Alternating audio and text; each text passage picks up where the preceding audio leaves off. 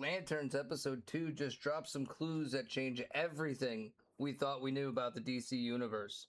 Lanterns episode 2 sets us up for what looks like the darkest and largest DC universe we've ever seen. Welcome to the Shenanigans, your home for all things nerd and pop culture. We're jumping right on into it. Episode 2 of Lanterns.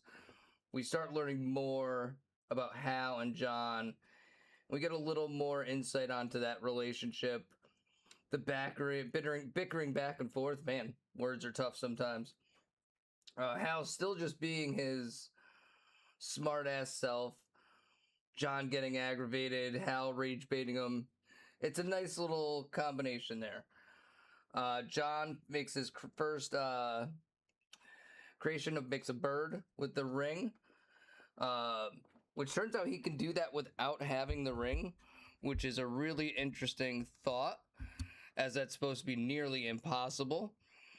We also get our first sighting of a lantern, and the first instance we see somebody having to charge it. Hal did not have to charge the ring, but we actually see him say the oath, charge the ring. It was a really cool scene that just kind of sets the tone for how everything works, and the lantern just looked really cool, very well done in terms of the set team there, if it wasn't CGI.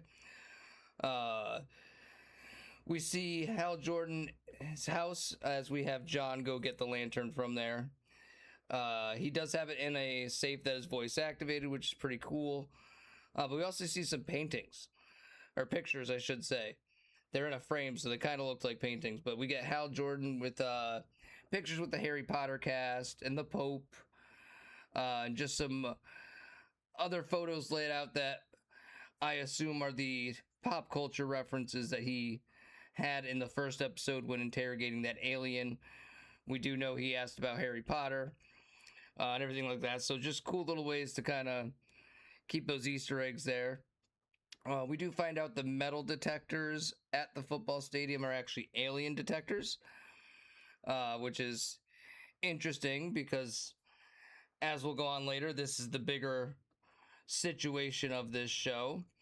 But just stopping right here, I think the DC universe is in the best place it's ever been.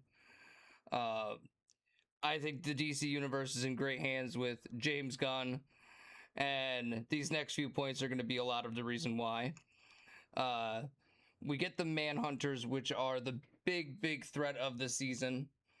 We don't know anything really about them other than they were the first space cops, so to speak. They were who were in charge before the Green Lanterns. So we do kind of learn about them, which is really cool. We get John being chased by a bald guy. He is giving very strong Atrocitus vibes. His story, from what I'm reading, is word for word Atrocitus's backstory. Atrocitus had 5 people, or whatever you want to call them. He was with a group of 5 guys, so very strong inkling that we're going to be getting the Red Lanterns at some point here. So that's another thing. At the end of this episode, we have potentially 4 Lantern Corps that could be introduced in the first season. Hal ends up getting shot. He's in the hospital, whatever have you. Constantly talking about Sinestro. So we do get to him later on. But Carrie kind of flips the game back on him and gives Hal a little taste of his own medicine, which was cool. But one big thing, which is where I think this is really going to expand the DC universe, because now we're going to be getting outside of Earth. I think that this town is a hive of aliens, because we got no names on the hospital check-in, completely brand new equipment, no patients. There's something up with this city, and I think it's some sort of manhunter hive, so to speak, or some sort of alien central location for the planet. We do find out in the first episode, Carrie does say, she's on the phone, she says, say hi to Barb for me. We find out in this episode she's from Gotham. So it does look like Barbara is in this universe. We're assuming Jim Gordon, we're assuming Batman. Who knows how much more from that universe we're going to have as well.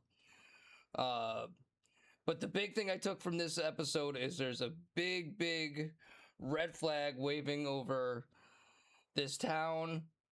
Macon, the guy with the ranch, and his wife, they're acting very weird. So something's up there. What it is, I don't know, but I know there's something up there. And I'm sure you Lanterns nerds will have answers in the comments. Give me your predictions for this season and what you think we're going to get. And then to close out the episode, Hal visits Sinestro. We get our first scene with him and Sinestro. He asks about the Manhunters, and Sinestro comes back and says, well, what about John? Or tell me about John. So, John's out of the loop. Sinestro doesn't trust John for some reason. And Hal apparently knows less than we thought he did about Manhunters. As when John was captured, they captured him because they knew he was close to Hal. So, episode 3, we should hopefully get some more of these answers.